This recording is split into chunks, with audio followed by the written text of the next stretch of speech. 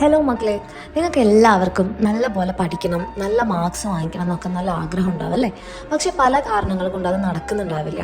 ചിലപ്പോൾ നിങ്ങൾക്ക് ചില വിഷയങ്ങൾ ബുദ്ധിമുട്ടുണ്ടാകും, ചിലപ്പോൾ നിങ്ങൾക്ക് പഠിക്കാൻ വേണ്ടിയിട്ടുള്ള നോട്ട്സ് ഉണ്ടാവില്ല, അല്ലെങ്കിൽ ചിലപ്പോൾ നല്ല ക്ലാസ്സുകൾ നിങ്ങൾക്ക് കിട്ടുന്നുണ്ടാവില്ല.